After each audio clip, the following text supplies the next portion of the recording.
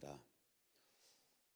오늘 연휴를 맞이해서 시골에 갈 텐데 가지 아니하시고 교회로 오신 여러분을 환영하며 아울러 잘하였다고 칭찬해 드리고 싶습니다. 기왕에 왔으니까 예배를 보는 사람이 되지 말고 드리는 사람이 되어서, 그래서 예배에 성공하는 아름다운 시간들이 되기를 주의 이름으로 축원합니다. 오늘 본문 말씀을 읽어서 아시는 분은 아시겠지만 제 경험에는 한 번 읽어가지고 기억이 잘 안 나서 잘 잊어먹고 나는데, 여러분에게 이 말씀을 다시 한번 상기시켜 드린다면 이런 내용이에요. 유대인들에게는 기도하는 시간이 하루에 3번이 있어요. 3번.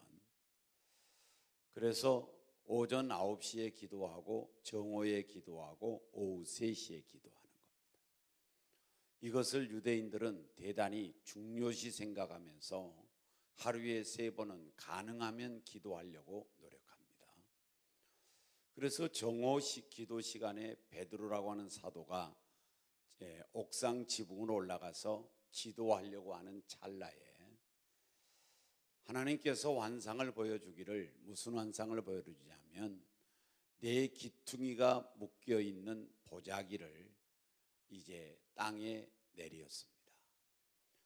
그런데 그 속에는 뭐가 있냐면 기어다니는 동물도 있고, 그리고 가축들도 있고 짐승들도 있으며, 그리고 날아다니는 새 종류도 있었습니다.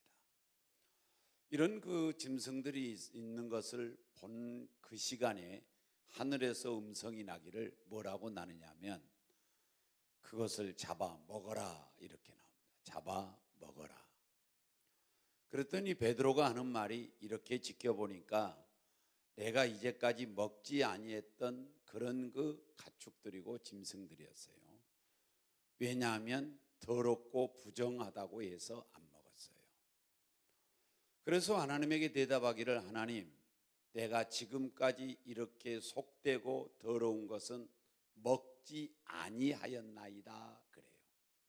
그러니까 하나님께서 뭐라고 말씀하시냐면, 나 여호와께서 그걸 정결케 했는데, 깨끗하게 했는데 어찌하여 네가 그것을 속되다 말하느냐.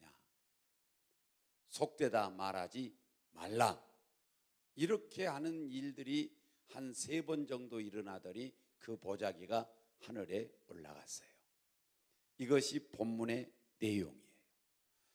그러면 이 내용 중에서 여러분과 제가 얻을 수 있는 교훈을 몇 가지 좀 생각하려고 하는데, 그 중에 시간 된 대로 우리 일부 예배는 한 대목을 하지 못하고 끝나고 말았는데, 시간이 되면 다 할 수 있도록 노력하도록 하겠습니다. 첫 번째 교훈이 뭐냐면, 첫 번째 교훈은 기도라고 하는 교훈이에요. 베드로가 정오 기도 시간에 옥상에 올라가서 기도했다 그랬어요. 그래서 기도라는 교훈입니다. 기도라고 하는 교훈인데, 이 기도라고 하는 것은 뭐냐? 내 영혼을 깨어있게 만드는 거예요. 내 영혼을 깨어있게 만드는 겁니다. 그러면 여러분과 제가 영혼이 깨어있어야 될 이유를 성경에는 여러 가지 말씀하셨지만 크게 2가지만 생각하면, 하나는 마귀 때문에 우리는 깨어있어야 돼요. 마귀 때문에.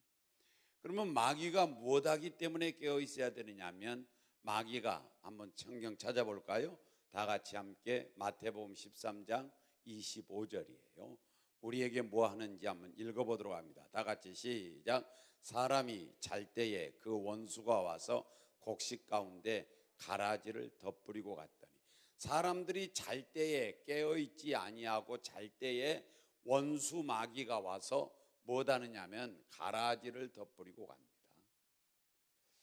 이 가라지를 덧뿌리고 가면은 여러분의 심령 속에 원망의 가라지, 불평의 가라지, 교만의 가라지, 미움의 가라지, 험담의 가라지, 그 다음에 예수를 믿는 어떤 믿음에 대한 필요성을 느끼지 못하는 가라지, 이런 가라지들이 우리 가운데 막 솟아나니까 믿음 생활의 매력을 잃어버리고 신앙 생활을 하지 않으려고 하는 거예요. 그러니까 가라지가 내게 온전히 덧뿌려지지 않기 위해서는 깨어 있어야 된다는 거죠.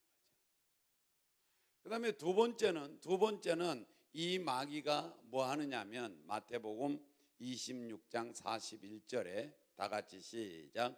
시험에 들지 않게 깨어 기도하라. 마음에는 원이로되 육신이 약하도다 하시고. 아멘. 시험한다는 거예요. 시험. 마귀가 우리를 시험하는 거예요. 그러니까 깨어 있지 아니하는 사람을 시험하는 거예요. 그러면 여기에 모델이 누구냐면은 베드로예요.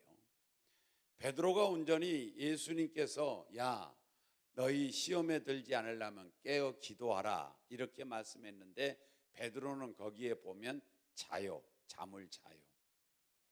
그렇게 잠자다가 시험에 들었어요. 시험에 드니까 예수님을 부인해요. 예수 자기는 모른다고 부인한단 말이죠. 맹세하면서 두 번째로 부인해요. 세 번째는 예수님을 저주하면서 부인합니다. 그러면 베드로가 어떤 사람이에요? 여러분처럼 병신도가 아니라 예수님의 제자이고 제자 중에서도 가장 으뜸 가는 제자다 이렇게 말을 하는 수제자라고 말들을 하지요. 그런 사람이 예수님을 저주한단 말이죠. 그리고 부인하는 거예요. 그렇게 시험에 드니까 베드로의 눈에서 눈물이 펑펑 쏟아지게 만드는 거예요. 여러분, 우리도 시험 들면 예수 그리스도를 부인하게 매력을 느끼지 못하고 믿을 필요성을 느끼지 못하고 때로는 우리가 부인하는 그러한 삶을 살게 되고 그러함으로 말미암아 내 눈에서 피눈물 쏟아진단 말이죠. 그래서 시험에 들지 않게 우리는 깨어 있어야 돼요. 깨어 있어야 돼요. 자, 그러면 이제 두 번째로 왜 깨어 있어야 되느냐? 예수님의 재림이에요. 우리는 예수님의 재림 때문에 깨어 있어야 돼요. 그러면 예수님의 재림 때문에 왜 깨어 있어야 되느냐? 마태복음 24장 42절에 이렇게 말씀했어요. 다 같이 봉독합니다. 시작. 그러므로 깨어 있으라. 어느 날에 너희 주가 임할런지 너희가 알지 못함이라 그랬어요. 그러니까 모른다는 거예요. 예수님의 재림의 날짜를 모르니까 우리는 깨어 있어야 된다. 나는 처음에 하나님에 대해서 오해할 때에 뭐라고 했냐면은 하나님이 오는 날짜를 가르쳐 주셨으면 우리가 정말 좋을 텐데 왜 안 가르쳐 주냐고 투덜댔었는데 안 가르쳐 준 이유가 있어요. 왜 안 가르쳐 주느냐? 항상 깨어 있으라. 만약에 가르쳐 줬으면 가르쳐 준 날짜에쯤 가가지고 깨어 있는 자척 할 거란 말이죠. 그래서 온전히 하나님께서 그렇게 하지 아니하고 매일 항상 어느 때든지 깨어 있게 하기 위해서 하나님이 날짜를 모르게 만들었어요. 여러분, 주님이 오실 날짜는 모르나 주님이 오실 때는 알아요.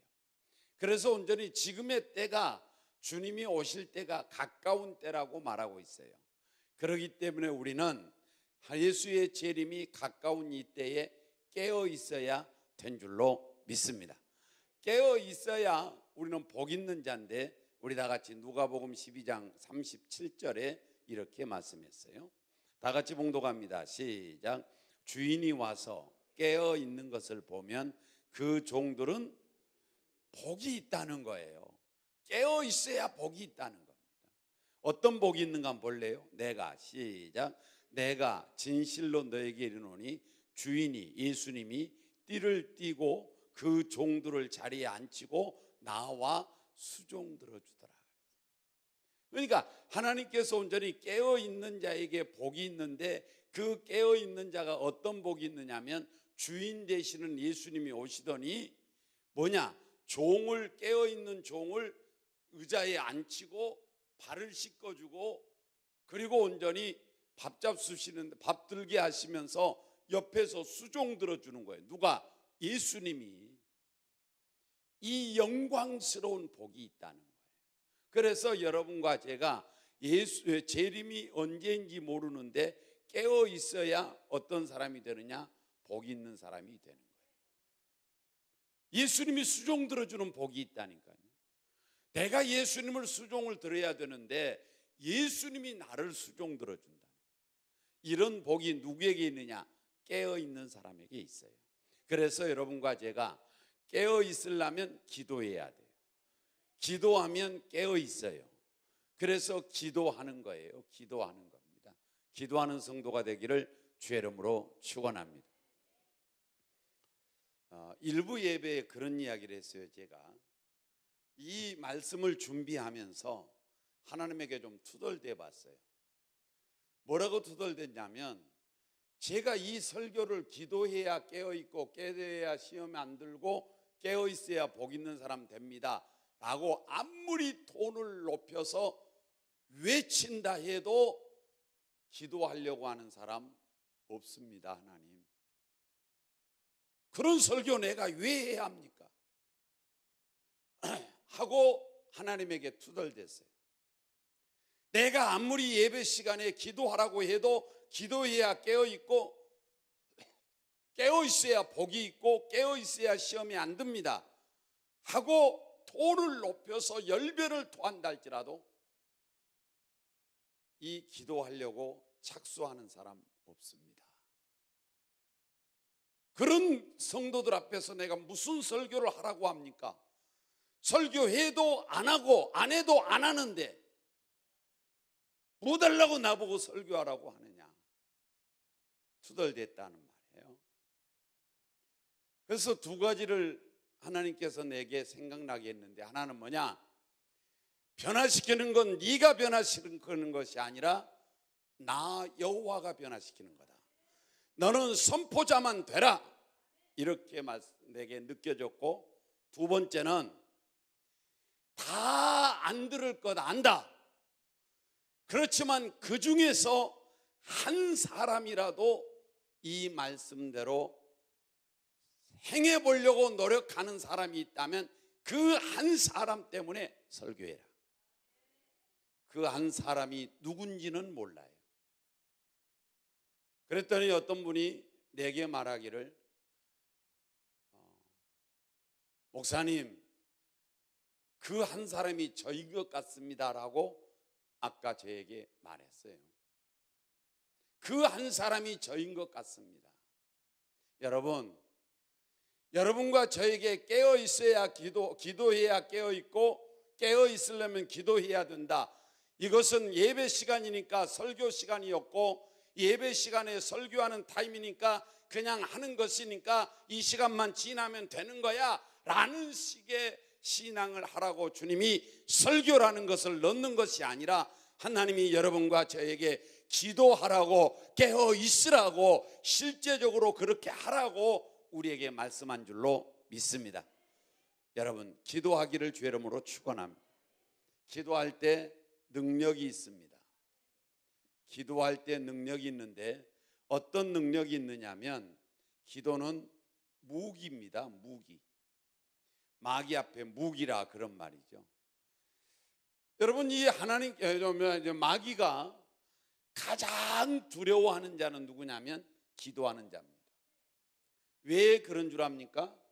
기도할 때에 온전히 하나님께서 동원됩니다. 하나님이 움직인다 그런 말이에요. 내가 기도하면 하나님이 움직이고, 하나님이 움직이면 이 움직인다는 말을 역사한다는 말이에요. 하나님이 역사하시면 가장 두려운 건 마귀예요. 마귀는 하나님과 대항할 수 있는 능력이 없어요. 그래서 하나님 믿는 사람들을 괴롭히는 거예요. 여러분과 제가 기도할 때에 온전히 이 마귀가 가장 기도하는 자를 무서워합니다. 직분을 무서워하지 않아요. 연륜을 무서워하지 않아요. 그리고 큰 소리 치는 사람 무서워하지 않아요. 마귀가 가장 무서워하는 사람은 누구냐? 기도하는 사람이에요. 왜? 하나님이 움직이니까. 기도하면 하나님이 움직인단 말이에요. 그래서 무기와 같은 능력이 있어요. 기도는 통로예요. 통로의 능력이다 그런 말이죠. 뭐가 임하는 능력이냐? 성령이 임하는 능력이에요.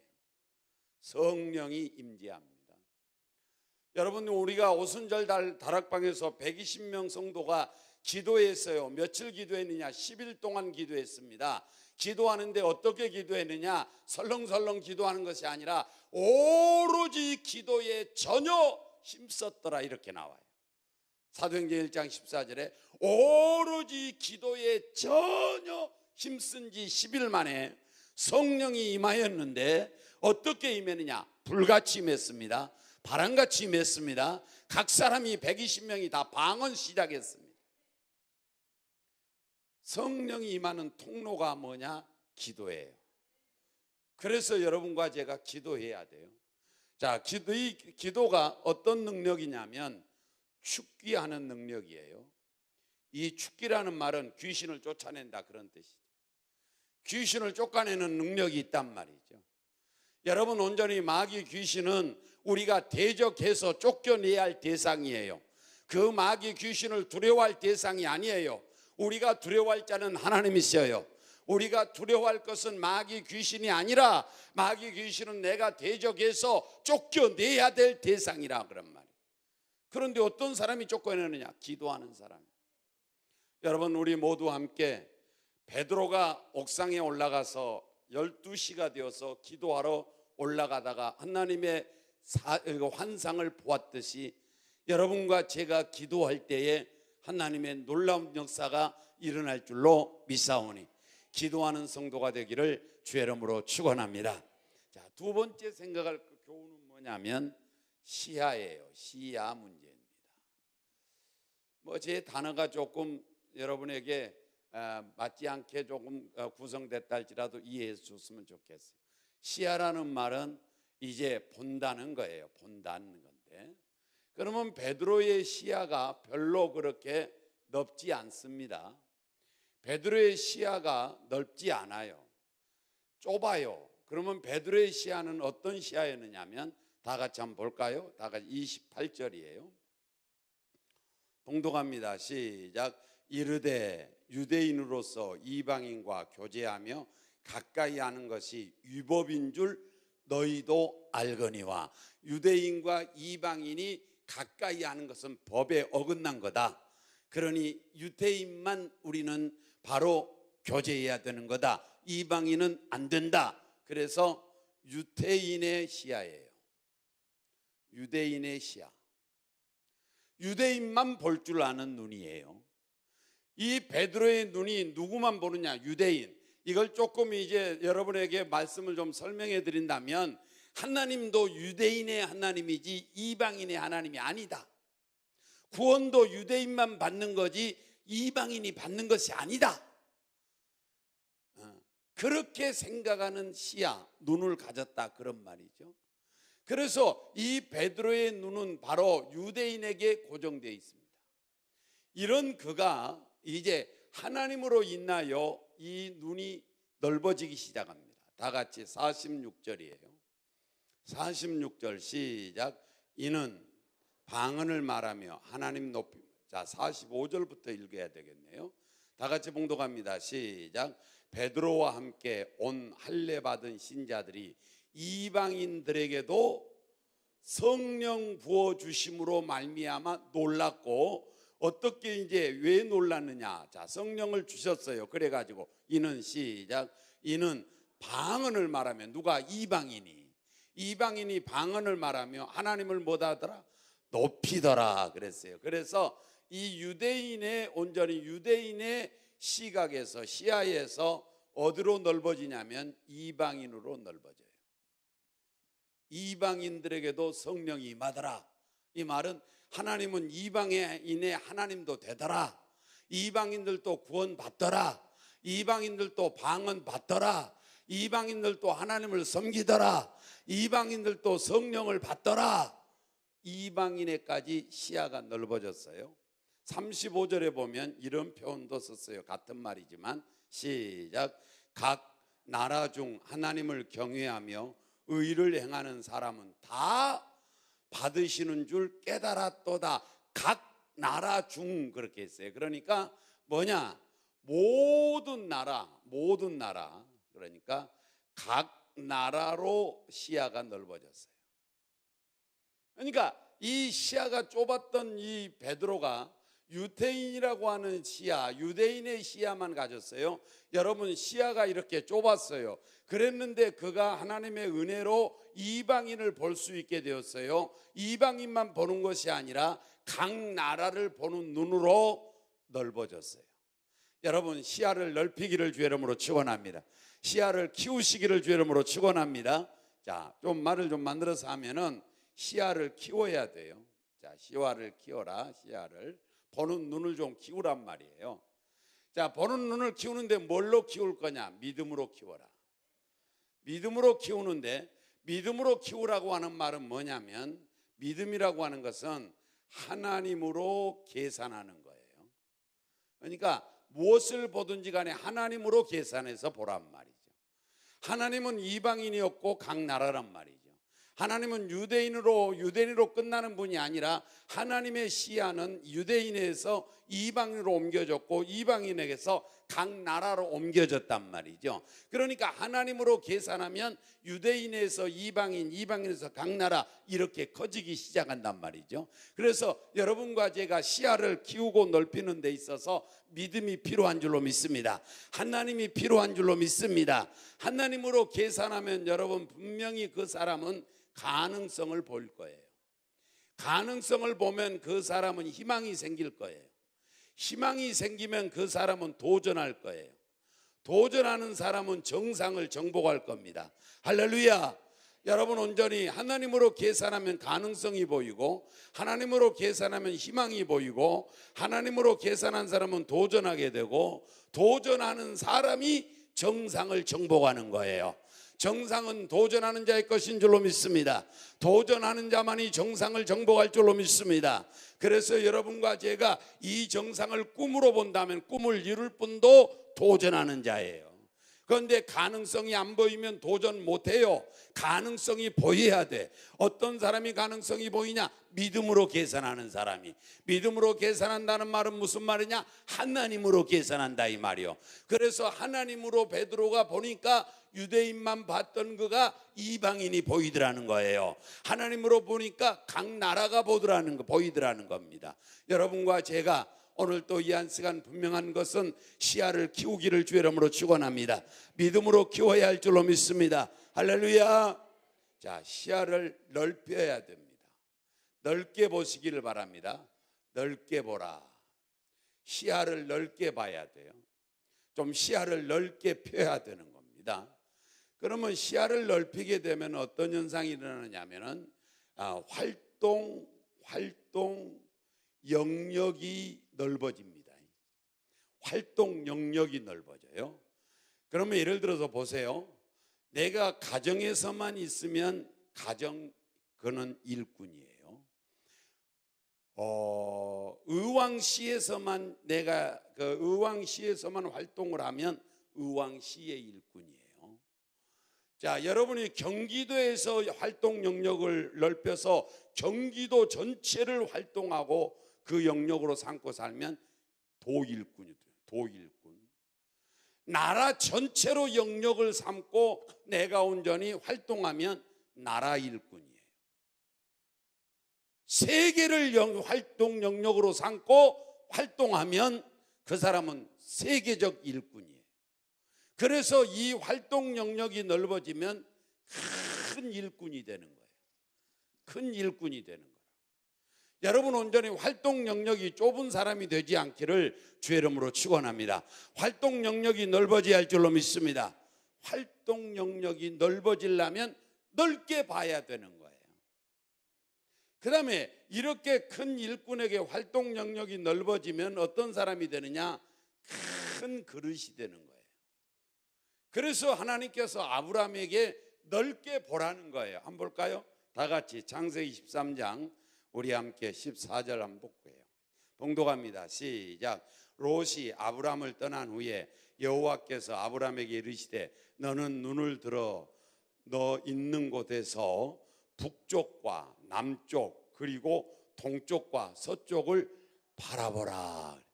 동쪽만 쳐다보고 있지 말고 동쪽도 보고 서쪽도 보고 남쪽만 쳐다보지 말고 남쪽도 보고 북쪽도 보라는 거예요.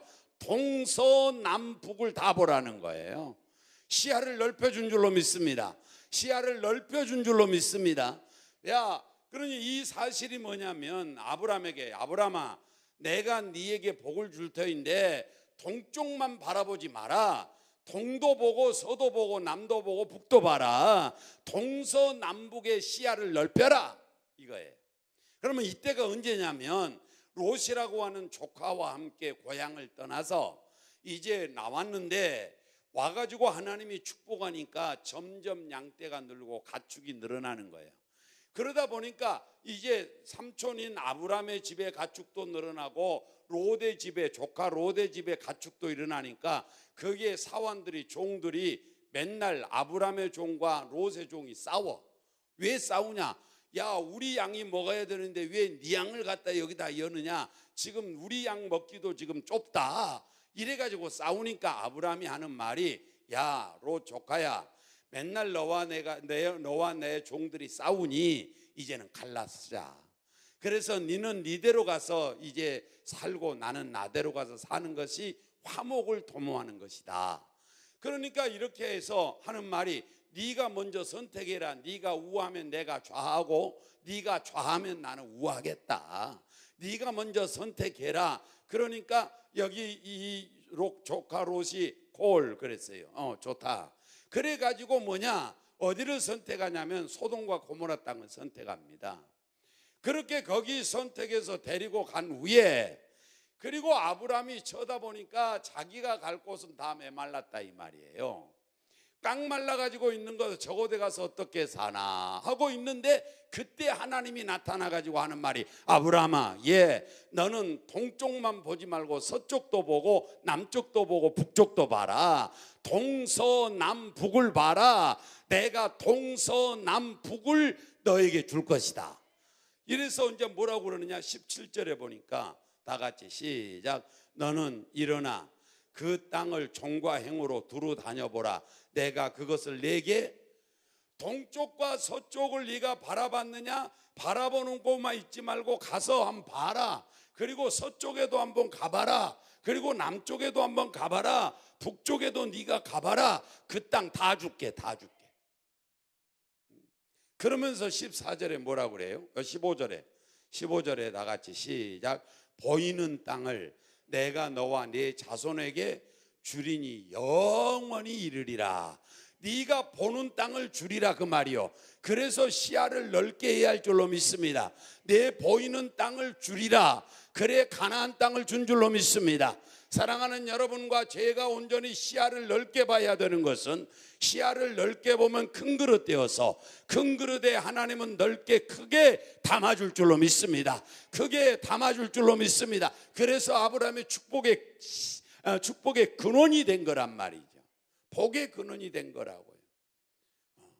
그 다음에 또한 16절에 한번 보세요. 16절에 다 같이 시작. 내가 내 자손이 땅에 티끌 갈게 하리니 사람이 땅에 티끌을 능히 셀 수 있을진데 내 자손도 네 자손이 잘 되게 번성할 거라는 거예요. 여러분, 자손의 복도 준 줄로 믿습니다. 그래서 시야를 넓게 하라. 시야를 좁히지 말라. 시야를 넓게 하라. 할렐루야. 눈을 넓게 하시길 바랍니다. 활동 영역이 넓어져서 큰 일꾼 될 줄로 믿습니다. 넓게 보면 큰 그릇 될 줄로 믿습니다. 큰 그릇 되어서 보는 곳이 복이 될 줄로 믿습니다.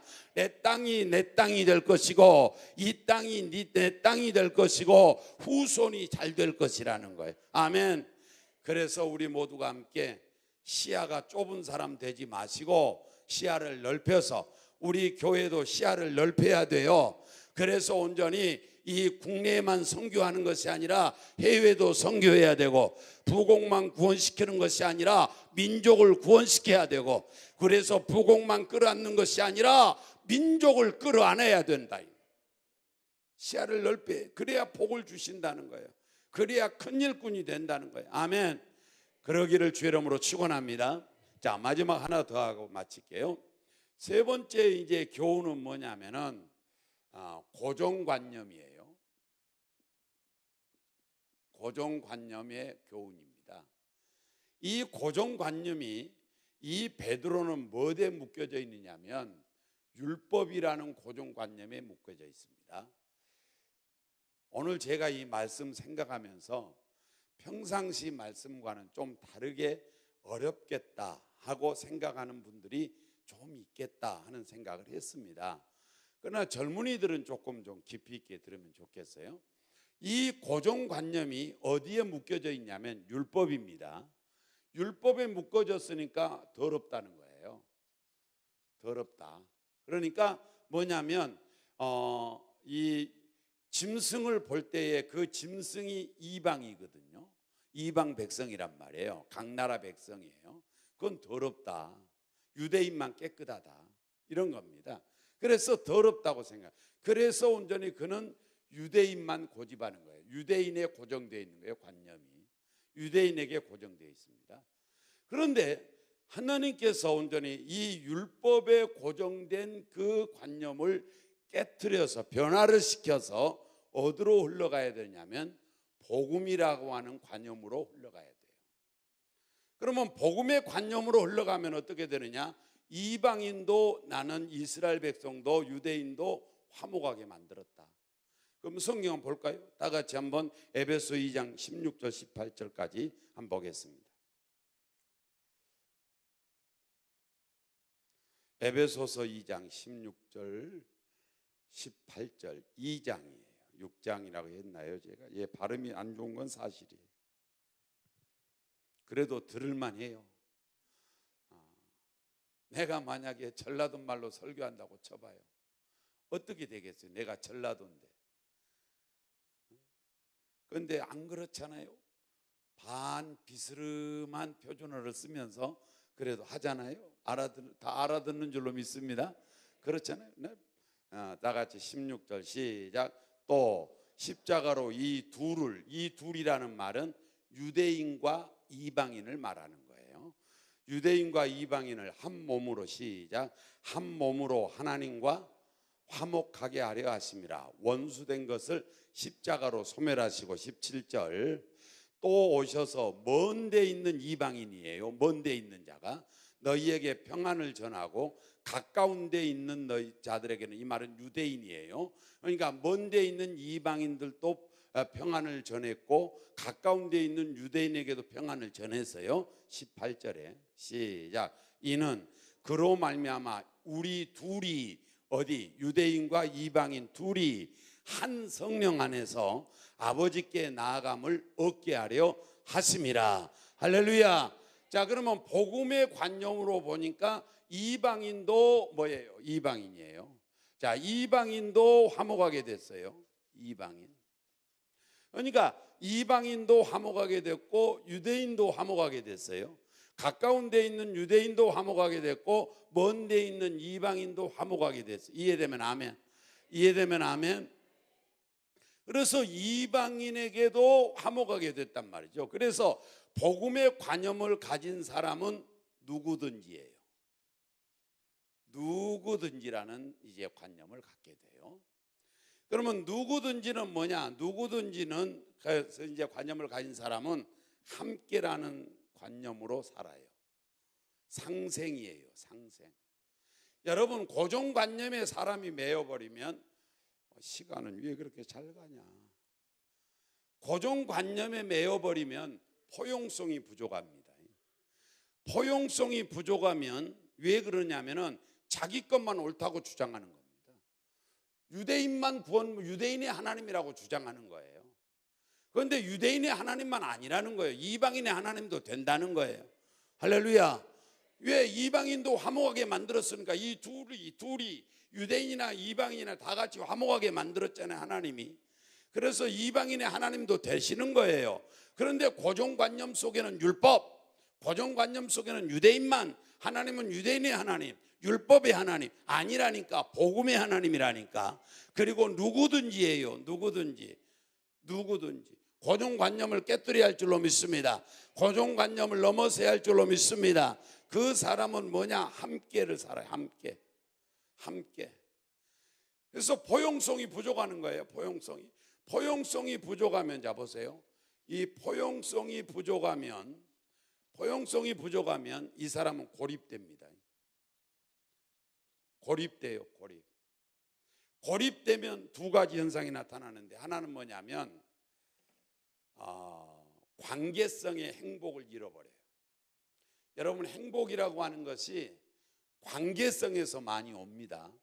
남편은 아내로 행복하고, 아내는 남편으로 행복하고, 부모는 자식으로 행복하고, 자식은 부모로 행복하고, 형제는 형제 간에서 행복하고, 그 관계성에서 행복을 주는 거예요. 이 행복을 잃어버린단 말이죠. 그걸 놓쳐버리는 거예요. 그 다음에 두 번째는 이 포용성이 부족하여 고립되어지게 되는데, 그 사람은 뭐냐면은 서로 도와주고 도움을 받는 거 인생이에요. 서로 돕고 도와주는 거 인생이란 말이죠. 그것이 인생이고 사회적 존재란 말이죠. 그렇게 하니까 그것이 없으니까 고립돼 버리는 거예요. 고립되어 버리면 성공하기가 무척 힘들어요. 그래서 여러분, 고정관념을 깨트려야 돼요. 깨트려서 함께 살아야 돼요. 고정관념 속에 자기 것만 주장하지 말라는 거예요. 자기 것만 옳다고 고정되어 있지 말란 말이죠, 관념이. 그래서 우리 모두가 함께 사는 성도가 되어서 우리 모두 상생하기를 주의 이름으로 축원합니다. 기도하는 사람이 되기를 원합니다. 시야를 넓히기를 주의 이름으로 축원합니다. 고정관념을 넘어서서 함께 살기를 주의 이름으로 축원합니다. 할렐루야. 기도합니다. 하나님 아버지, 감사